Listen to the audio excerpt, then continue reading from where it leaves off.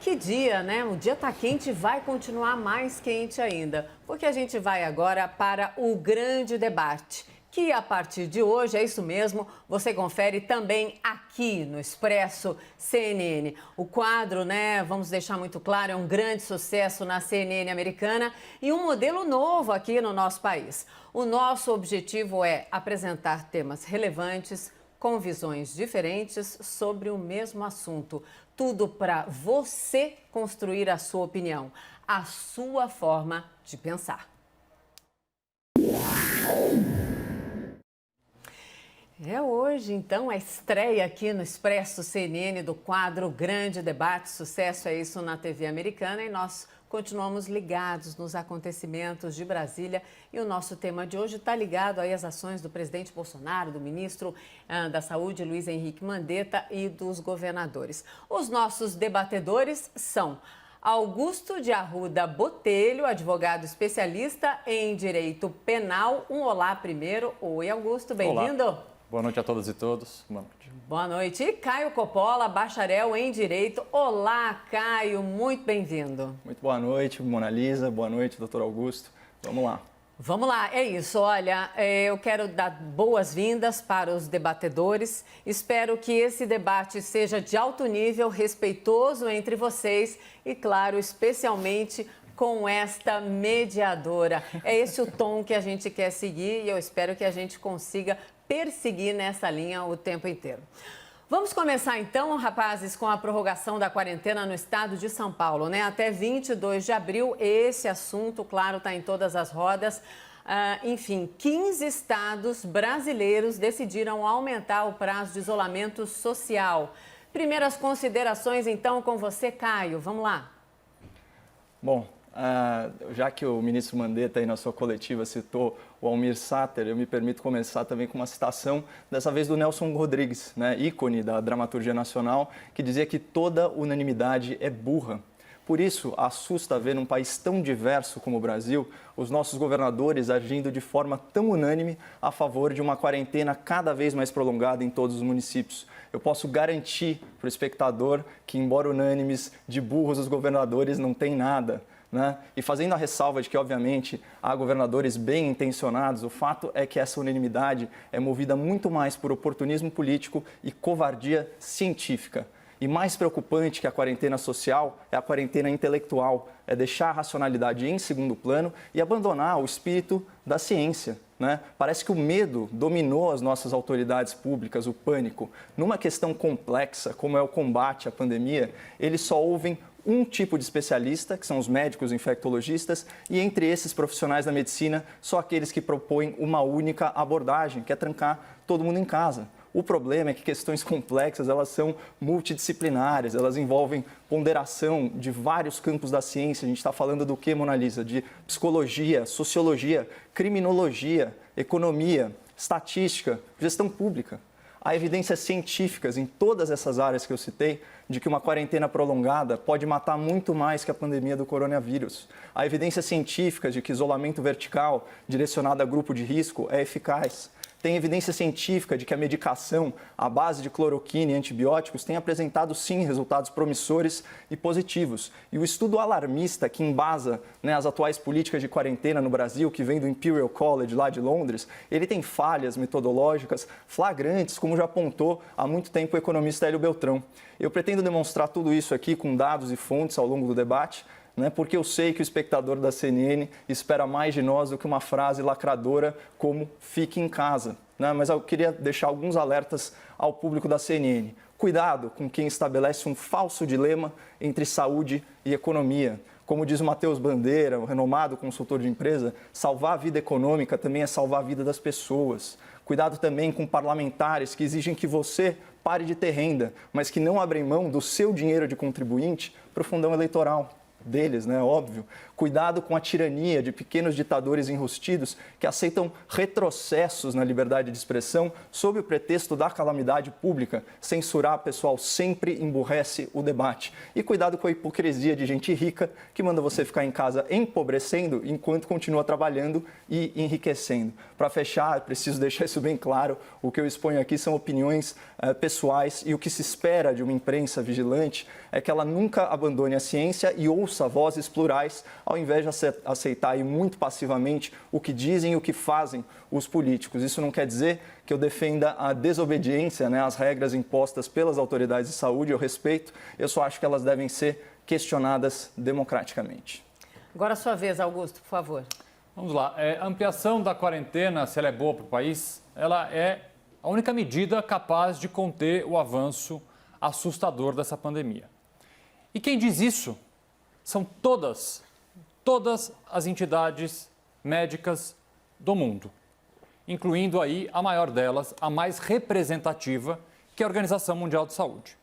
É o que também recomendam as secretarias de saúde dos estados brasileiros e o próprio Ministério da Saúde, que não é formado apenas por infectologistas.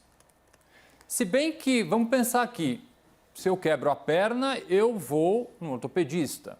Um problema do coração, no cardiologista. Para enfrentar uma pandemia, acho, no mínimo, recomendável se ouvir quem? Infectologistas. Mas, mesmo assim, essas entidades representativas da medicina do mundo todo é bastante plural, com especialistas de todas as áreas. E elas são unânimes em apontar que o isolamento social, a quarentena, atualmente é a medida mais eficaz para conter essa pandemia. Vou além, é o que a população brasileira pede. Há uma pesquisa divulgada hoje do Datafolha que aponta que 76% dos brasileiros apoiam a quarentena da forma como ela está. Indo além, 71% dos brasileiros aceitam, inclusive, o endurecimento dessas medidas.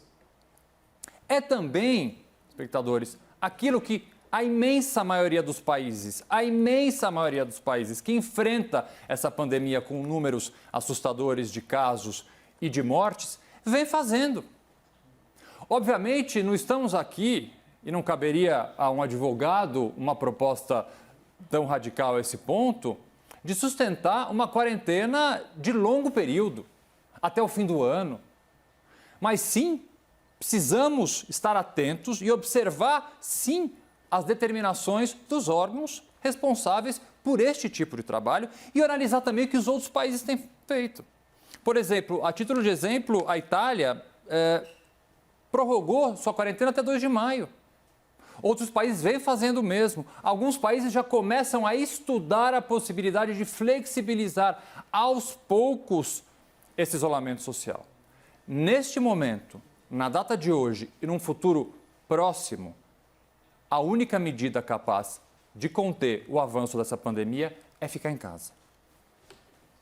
Sim, eu gostaria então de vamos colocar um subtema que na verdade é tema também, o que a gente acabou acompanhando hoje aqui na CNN Brasil o tempo inteiro, essa repercussão toda da efervescência política hoje com manifestações importantes, relevantes do Supremo, da cúpula do Congresso Nacional em relação à prorrogação da quarentena e da permanência do ministro da Saúde, para ser mais específica, né, do ministro da Saúde, Luiz Henrique Mandetta, que os temas estão correlacionados.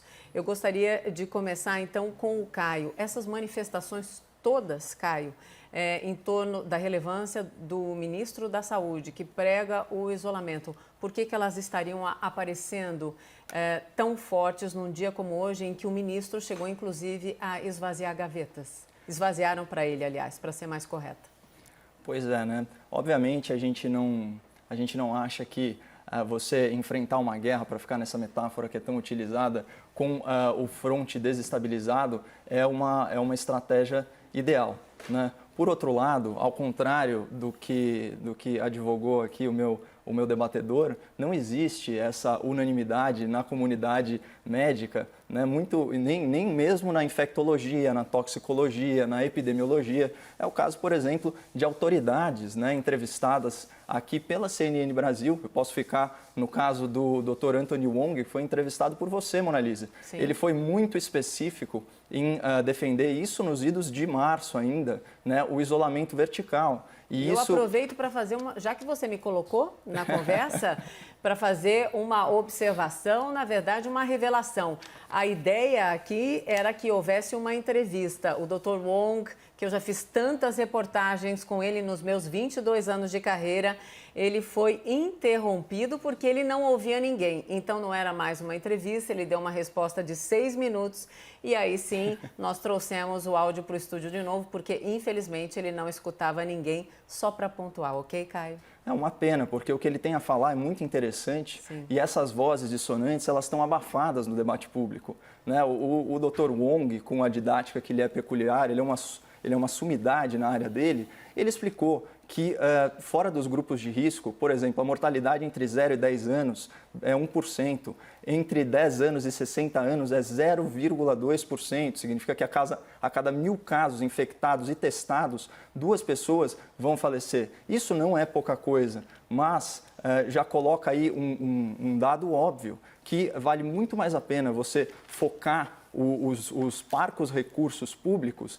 na população de risco, que são idosos, né, pessoas em idade avançada, com doenças crônicas, que eles chamam no jargão médico de comorbidades, né, e também pessoas com imunodepressão. Aí sim, esse de fato é o grupo de risco. Eu também gostaria de destacar outra excelente entrevista aqui na CNN do Dr. Dante Senra. Ele é cardiologista e ele comanda a UTI do IGESP. E ele falou aí de resultados muito promissores em relação à cloroquina e, obviamente, combinada aí com outros antibióticos. E ele trouxe um dado muito interessante sobre uma questão humanitária. Ele falou o seguinte, olha, como essa é uma doença que na sua forma letal ela é muito agressiva, ela mata muito rápido, chega a ser desumano você pensar em fazer testes elaborados, né, que eles chamam o teste duplo cego, em que você tem o grupo controle e o grupo teste e alguns pacientes recebem a medicação e outros não, porque você não pode negar um tratamento, ainda que experimental, mas que está dando alguns resultados, né, para um paciente que, de repente, depende disso para sobreviver. Agora, pergunta-se em grandes hospitais, como é o caso, por exemplo, do Albert Einstein, eles abrem mão, nesse momento, do tratamento experimental com cloroquina combinada com antibióticos. Eles vão dizer que não, porque isso está dando resultado. Então, essa unanimidade, que o Nelson Rodrigues chamava de burra, graças a Deus não existe na comunidade médica, como fez parecer o meu debatedor, e nem na própria OMS, até porque essa semana foi emitido pela FAO, né, que é a Organização de Agricultura e Alimentação para Nações Unidas, um alerta gravíssimo em parceria com a OMC, em parceria também justamente com a OMS, alertando para quê? Para a escassez de alimentos. Né? Então, uma paralisação prolongada da humanidade, obviamente, vai causar também uma pandemia de fome. Mas eu tenho vários outros dados aqui para compartilhar com o espectador da CNN sobre o custo em vidas humanas de uma quarentena prolongada, e o fato das pessoas defenderem a quarentena horizontal talvez seja porque elas não estejam bem informadas sobre o custo em vidas humanas de uma quarentena prolongada. Augusto, por favor. Olha, a coletiva do governador João Dória hoje na cidade de São Paulo, ela foi acompanhada de seguintes médicos: o diretor do Hospital Albert Einstein, infectologista, diretor do Emílio Ribas, diretor do Instituto Butantan e o médico Davi Wipp, que inclusive deu um relato emocionado, sendo que ele acabou de escapar com vida do coronavírus. Então, se essas pessoas não estão sendo ouvidas, elas estão sendo ouvidas e elas todas, unanimemente, entendem que, no momento, o isolamento e a quarentena, da forma como ele está posta, é a melhor medida. É claro que há, e aqui não teria por que nós não passarmos essa informação para o espectador, uma outra divergência no campo médico. A medicina, assim como o direito, não é uma ciência absolutamente exata, há uma pluralidade de opiniões.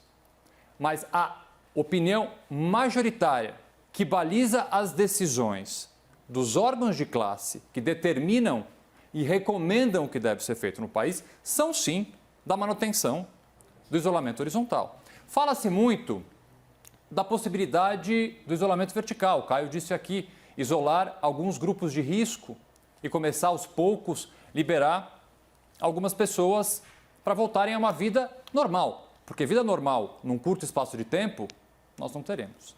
Então vamos desculpe, imagine. Você respirou, te interrompi. Não, perdão, só mais um dado continue, bem rápido. Por favor, vamos lá. Vamos adaptar, então, essa possibilidade teórica do isolamento vertical para o estado de São Paulo, por exemplo, onde 15% dos idosos moram sozinhos. O que significa isso? Que a imensa maioria dos idosos divide sua casa com outras pessoas. Na prática, como é que a gente vai fazer esse isolamento vertical, mantendo, então, os idosos em casa e seus filhos, parentes, pessoas que coabitam, muitas vezes uma casa de poucos cômodos, saem para trabalhar? Como manter em isolamento esse idoso? Como manter em isolamento as comunidades carentes espalhadas pelo Brasil, que muitas vezes não tem nem água para lavar a mão? Doutor, como que esses idosos estão isolados agora, se o isolamento é para todos e não só para os grupos de risco? A única forma deles se isolarem é estarem em casa, eles estão isolados em casa. Não, eu sei, mas você falou que eles moram sozinhos, é a mesmíssima situação. É a mesmíssima situação, mas Então, as pessoas pronto, também tá estão resolvido. isoladas, Caio.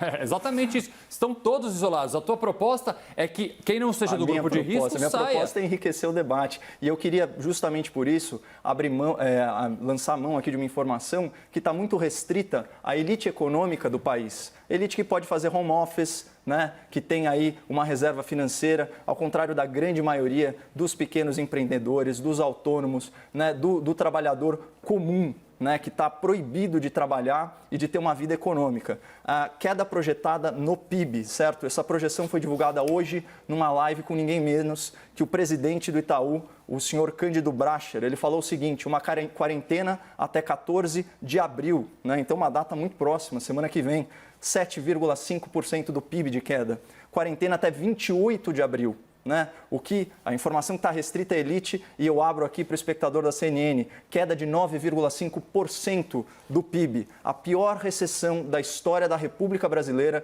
No governo desastrado da Dilma Rousseff, teve queda no PIB em 2015 de 3,8% e queda no PIB em 2016 de 3,3%. Está fazendo uma conta de padaria grosseira, cerca de 7% de queda. Qual foi o impacto disso no emprego? Então isso é para você, trabalhador, que está aí em férias compulsórias, né, ou ambulante que está sem trabalhar, proibido de trabalhar pela elite política desse país. Desemprego de 4 milhões 637 mil pessoas e em comparação ao ano passado, 2019, houve geração de 644 mil empregos com carteira assinada. As pessoas têm que saber disso, as pessoas têm que conhecer o estudo da revista The Lancet, né, que na última grande crise mundial, foi a crise financeira, 2008 a 2010, registrou um pico de 260 mil mortes por câncer, só nos países da OCDE. Vamos voltar ao tema aqui? Não, mas o tema é justamente fazer uma isso. Parte, rapazes, claro. Então, estou chamando de rapazes porque vamos conversar muito, mas é o seguinte, para você entender a regra do grande debate, agora nós estamos vendo interrupções entre eles, naquelas primeiras considerações, não podemos fazer interrupção para que essas primeiras considerações fiquem claras para vocês e para quem nos vê. E agora sim, as interrupções podem ser feitas. Augusto estava questionando, vamos lá. Não, é só apenas um dado que eu acho interessante na pesquisa publicada pelo Datafolha hoje, que dos 76% dos brasileiros que querem manter o confinamento, há um número extremamente alto de pessoas que ganham até 2 salários mínimos. Estão o que mostra que a população... É o meu argumento. Cara, deixa eu só terminar. Não, claro. Desculpa, não quero ser acusado de machismo. Não. Vamos lá. Então, exatamente uma parcela que recebe pouco, que ganha pouco, apoia em grande número essas medidas que são absolutamente difíceis para todos nós, mas com certeza muito mais para a parcela mais pobre da população, que já sofre diariamente e vai sofrer mais ainda com a economia da forma como está. E aqui acho que é um consenso que, obviamente, a economia não vai bem, já não ia bem e vai piorar. Doutor, vamos falar um pouquinho Vamos colocar um elemento nesse debate? O elemento da informação pode ser, Caio e Augusto? Pode. Então vamos lá. Hoje à tarde, o ministro da Saúde anunciou que a partir da próxima semana, as cidades e os estados que têm mais da metade dos leitos disponíveis, essas sim vão poder reduzir parcialmente as restrições de isolamento social. Aí já a gente corrobora para o debate. O que vocês acham? É uma obviedade, né, Mona Lisa? Porque é o seguinte, o Brasil tem 5.700 municípios, um pouquinho mais, na verdade. O último número que eu vi, 5.200 municípios não tinham registrado sequer um caso do novo coronavírus. Né? Talvez eu esteja desatualizado, vamos pensar numa lógica de 5.000 municípios. A gente está falando de 5.000 cidades, 90% das cidades do Brasil não tem sequer um caso. Será que não é possível a gente imaginar que num cluster de cidade, numa aglomeração, grandes regiões, não é possível que essas pessoas retomem a atividade econômica, tomando precauções, né, de isolamento social? E quando eu falo esse tipo de coisa, eu me sinto aqui muito solitário, mas na verdade eu não estou. A gente tem, já que eu trouxe à baila aí a questão do teste duplo cego, e já que o doutor Augusto trouxe aí alguns dados, né, sobre outros países, quais que eu acho interessante reproduzir? Ele falou da Itália. Teve uma determinada semana, né, que a idade média dos mortos na Itália pela Covid-19 era de 79 anos para homem e 83 anos para mulheres, em média com 2,7 comorbidades em cada paciente. Então, percebam como o grupo de risco é muito determinado. Outro dado interessante sobre Itália e Espanha, que são os países com a maior mortalidade registrada, né? Então, a nossa solidariedade também a esses países, obviamente, mas em termos relativos, para cada 100 mil habitantes, você vai ter a Itália com 13 UTIs, leitos de UTI, e a Espanha com 10. No Brasil, são 20.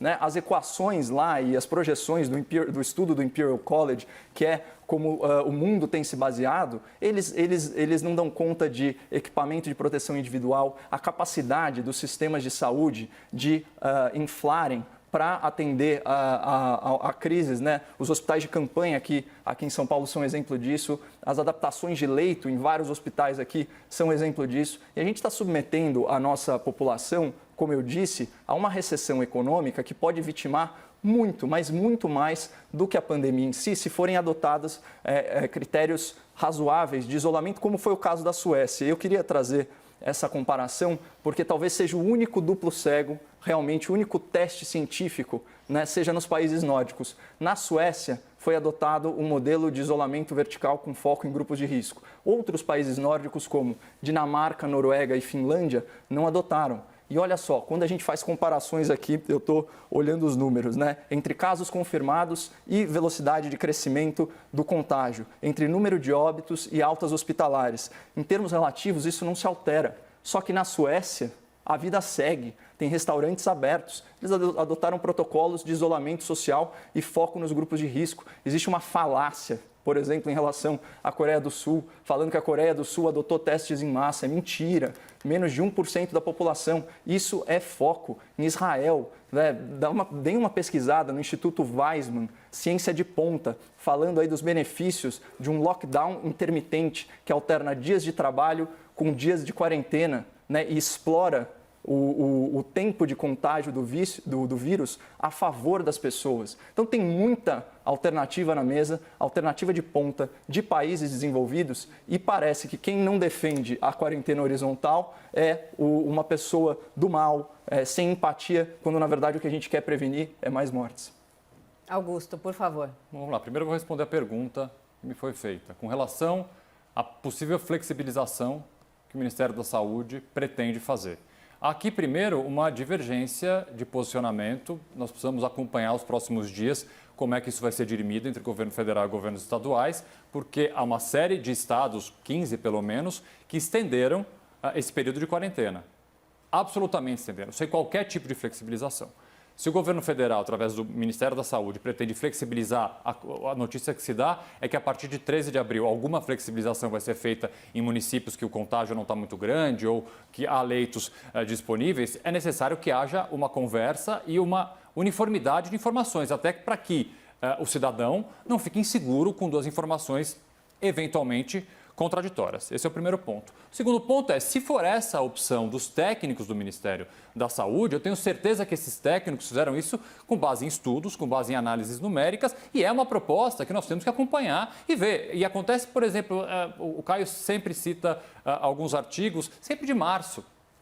Há poucos artigos recentes, por quê? Porque essa pandemia ela é absolutamente dinâmica, as coisas mudam. Muitas vezes, opções de países no momento, no início de março, em fevereiro, são opções completamente diferentes. Suécia, por exemplo, li hoje uma matéria, sim, há estabelecimentos abertos vazios, restaurantes absolutamente vazios. E vamos voltar aqui a falar um pouco então da parte técnica e dessa suposta divergência que há no meio médico e no meio de pesquisa sobre a necessidade sim de se manter o isolamento da forma como ele está feito. Volto a dizer, há divergências pontuais, como a citada pelo Caio, de um instituto bastante respeitado em Israel, e esse trabalho eu tive a curiosidade de ler e é realmente, Caio, um trabalho bastante interessante de um médico chamado Uri Alon.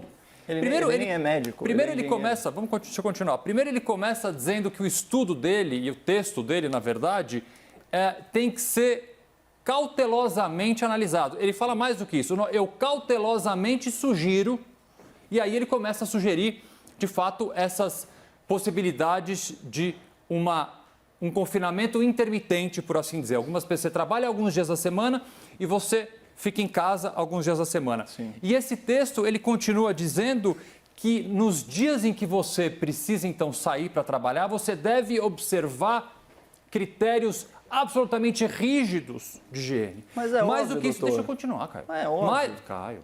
Caio, Deixa eu só terminar. vamos ouvir mais agora do que isso, ao mais do Augusto que isso. O que aponta? O estudo que você citou, eu li o estudo, eu estou aqui dizendo o que eu achei do estudo, o que diz o estudo, na verdade, não é nem opinião minha. Aqui foi uma tradução própria que eu fiz do estudo que o Caio está citando. O que então o doutor Uri propõe? Que na volta desses trabalhadores para casa, os espaços públicos por onde esses trabalhadores passaram sejam desinfetados. E mais, finaliza esse texto dizendo que é necessário fazer teste em massa. Isso pode funcionar muito bem na Suécia, pode funcionar muito bem em Israel. Estamos no Brasil. O problema agora é o Brasil. Nós não temos teste em massa, nós temos favelas sem água. Nós não temos como higienizar locais públicos, porque nós não temos, muitas vezes, nem pessoas suficientes para limpar as ruas. Então, veja bem, esses textos divergentes da imensa comunidade médica mundial, muitas vezes ele se restringe a uma realidade que não é nossa. Não é nossa. Então, óbvio, temos que ouvir. Não estou aqui fechando os ouvidos para a comunidade médica, mas temos que ser, neste momento, conservadores. O que a maioria dos médicos, dos especialistas recomendam? É o confinamento do jeito que está. E é assim que a gente tem que continuar. E você acha que as outras ciências, então, não tem que entrar à baila, né? Porque, no caso, isso que você falou, esse cientista, ele não é médico, ele é engenheiro, ele propõe um modelo matemático, epidemiológico muito eficiente. E ninguém tá propondo aqui que as pessoas saiam na rua se abraçando, mas é muita hipocrisia. Sem qualquer demérito aos engenheiros. Então, eu vou pegar a opinião do engenheiro Israel e vou, a partir do momento, aplicar isso aqui no Brasil, esse confinamento intermitente. Essa é a tua proposta? Não, é um modelo matemático, né? Ele desconhece as fronteiras dos países e você pode ficar à vontade também para fazer os seus apartes quando você quiser. Eu não me incomodo com isso e eu não fujo do debate. O ponto para mim é muito simples. Vamos falar um pouquinho de hipocrisia, então, porque é o seguinte, é muito fácil, né, ficar criticando a visão política, o pessoal, por exemplo, do presidente da República a favor de uma quarentena focada em grupo de risco, quando a gente está praticando exatamente isso. Olha a nossa situação aqui na CNN, doutor. Comentário político que a gente faz poderia estar sendo feito de casa, por uma questão meramente estética, cosmética. A gente vem aqui ao estúdio, assume o risco de contaminar, de sermos contaminados e de contaminar, e estamos aqui trabalhando como pessoas adultas que dominam a situação e que estão sopesando, né, a relação entre saúde e economia. E aí, por que os trabalhadores em casa não têm o mesmíssimo direito que a gente tem aqui na CNN, que, por sinal, adota protocolos rigorosos de controle da contaminação? Todas as pessoas aqui no estúdio, exceto, obviamente, comentaristas e apresentadores, estão com equipamento de proteção individual. A gente tem álcool em gel em todos os ambientes e é assim que se faz. Pessoas que estão em grupo de risco aqui da CNN estão isoladas. E por que a gente quer impor algo tão diferente? O que nos torna melhores ou piores do que o cidadão que está em casa impedido de trabalhar por causa dessas determinações de uma elite política que, aliás, é incapaz de abrir mão do fundo eleitoral para financiar dinheiro público, para financiar suas próprias campanhas, né, para financiar os seus partidos. Isso é uma imoralidade. Eu, pelo menos, espero que, nesse ponto, a gente tenha um denominador comum e que você, doutor, seja a favor do uso do fundo partidário para o combate à Covid-19. Deixa eu só fazer uma pequena observação, que eu fundo acho eleitoral, perdão. Importante até para ser transparente. Eu não sei você, Caio, mas um relato pessoal, para eu poder estar aqui hoje nos estudos da CNN, eu tive que fazer uma opção. E que opção foi essa? Ficar longe da minha família. A partir da noite de hoje, eu fico sozinho na minha casa. Minha família, meus filhos não vão mais estar junto de mim pelos próximos dias, quem sabe semanas, porque essa é uma opção que eu fiz. É a mesmíssima opção que eu fiz em relação aos meus pais. Eu estou morrendo de saudade deles. Que bom. Mas essa opção que eu fiz... Mas eles estão no grupo de risco. Telespectador, porque senão poderia parecer, de certa forma, hipócrita sustentar aqui uma coisa e... A princípio, em você tese, veio em outros dias da pandemia, doutor. Você estava aqui dando entrevistas em março, você gravou os pilotos. Não é questão de hipocrisia, é questão de lógica. E o que vale para a gente também tem que valer para as pessoas. Cadê a isonomia nesse país? Chega de ter uma elite política determinando o que a gente vai fazer ou não vai fazer com base em oportunismo político, covardia científica. O que é ciência, né? Parece até que eu estou falando um absurdo, mas quando a gente pensa aí em grandes periódicos, eu vou ler aqui para o espectador da CNN, não tem problema, vamos falar do Financial Times. Em países pobres, o lockdown como remédio poderia ser mais letal que a doença, isso é manchete. Vamos para outra, The New York Times, o artigo lá, olha o que ele diz, nossa luta contra o coronavírus é pior do que a doença? Olha que questionamento válido, tem um meme circulando na internet que são ondas de tsunami. A primeira é a pandemia do coronavírus, a segunda é a recessão econômica e a terceira é o retrocesso socialista, né, que na verdade simboliza o quê? A restrição das liberdades individuais, como já está acontecendo, inclusive por parte de empresas privadas que se arvoram num direito inexistente de suplantar a Constituição e removem publicações do presidente da República. Isso é um absurdo. Isso é um absurdo. Outra, Wall Street Journal fala o seguinte, repensando a paralisação pelo coronavírus, e a situação é a seguinte, não existe dinheiro suficiente para compensar perdas dessa proporção que estamos vendo, caso essa paralisação continue por semanas. Isso é uma obviedade, o pacote do governo federal, dos governos estaduais, ele soma centenas de bilhões de reais. Em um ano, a gente vai gastar o que a gente deveria economizar em 10 com a reforma da Previdência. Essa é a situação. E os políticos, eu vou repisar isso. Você não respondeu a minha pergunta, doutor. Você é a favor ou contra? Caio, eu preciso te interromper mais uma vez, porque imagina, perdão jamais, recebi aqui dos nossos, enfim, diretores que também estão acompanhando o debate. O debate está desequilibrado na questão do tempo. Então, eu preciso passar a palavra agora para o Augusto, mas antes fazendo uma ressalva, já que você citou e o Augusto também, a questão aqui da empresa, a CNN Brasil deixa muito claro que seguimos as regras e para lembrar a todos os senhores debatedores, os senhores e as senhoras que nos acompanham, o trabalho da imprensa no mundo inteiro é considerado trabalho essencial neste momento de pandemia. Quem diz isso não sou eu, é a Organização Mundial da Saúde. Sigamos então agora o debate, por favor, Augusto.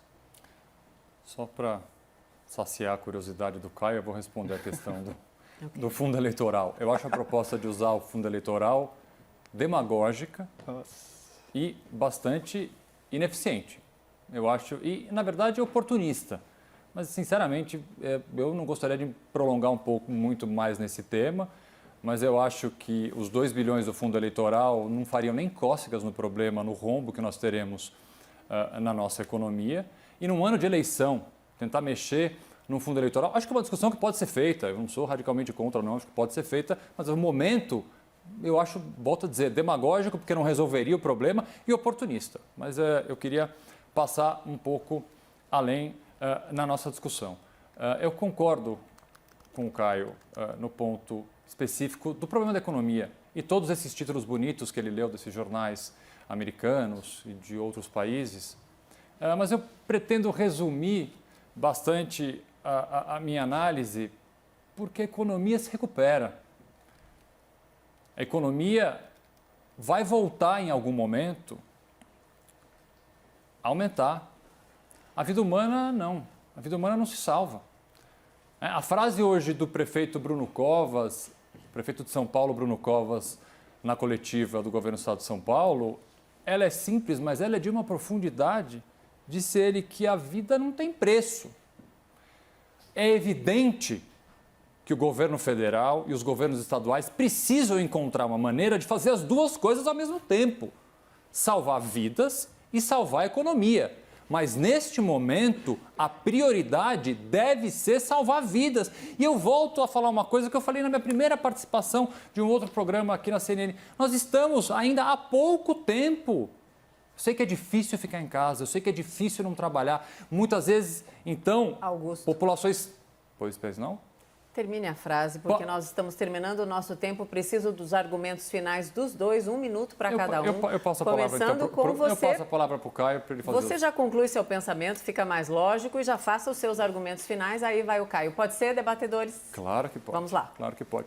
Então, vou fazer meus agradecimentos primeiro, inicialmente, convite que foi feito pela CNN, agradecer a Mona Lisa, a Carol e o Caio. Eu espero que esse espaço seja um espaço de discussão de ideias, um espaço plural, que inclusive sirva para que o espectador possa se informar melhor, entender e decidir aquilo que entende melhor. É óbvio que no decorrer desse programa, o tom pode subir, o tom pode descer. Há uma expectativa, inclusive, principalmente das redes sociais, de que haja aqui uma espécie de um banquete. Uma hora o Augusto tem que jantar o Caio, outra hora o Caio tem que jantar o Augusto. Né? Eu acho que o momento agora é um momento de dieta ideológica. Não é um momento, e concordo aqui, de frases lacradoras, é um momento de tentar salvar vidas, o máximo de vidas que a gente conseguir. Depois, quando tudo isso passar, e vai passar, é evidente que as opiniões e as divergências aqui serão grandes, mas o momento agora, o foco é salvar vidas mais uma vez. Tá Obrigado. Certo. Obrigada, Augusto. Caio, por favor, 1 minuto. Bom, não tem como não exaltar, né, o aspecto democrático dessa última fala do meu debatedor. Inclusive, aqui nos bastidores da CNN, nós temos uma convivência, inclusive do ponto de vista intelectual, muito saudável. A gente expõe, às vezes, previamente, alguns argumentos que a gente vai tratar aqui durante o debate e o objetivo maior é exatamente isso, enriquecer o debate público. A gente não pode ter uma imprensa subserviente aí às verdades, às palavras e aos atos de qualquer político que seja. Não é verdade? E só para finalizar, de novo, eu vou reforçar, eu vou repisar o meu argumento inicial. Não é um falso dilema esse entre saúde e vidas humanas. Né? Não se trata disso. Eu concordo com esse argumento óbvio de que a vida humana, quando ela é perdida, ela não se recupera. Na verdade, a última pessoa que ressuscitou fez isso há mais de 2.000 anos. Então, aqui, isso é ponto pacífico. A questão é, numa recessão econômica, Caio, pode morrer muito mais gente e eu espero ter dado aí elementos suficientes para persuadir o espectador nesse sentido. Muito obrigado e desculpa qualquer indelicadeza, Mona Lisa. Nenhuma indelicadeza. Debatedores, muito bem-vindos ao Expresso CNN. Caio Coppola, Augusto de Arruda Botelho. É isso, debate, vozes divergentes. Temos todos os espaços aqui garantidos no debate democrático, que é a marca da CNN Brasil, não é isso?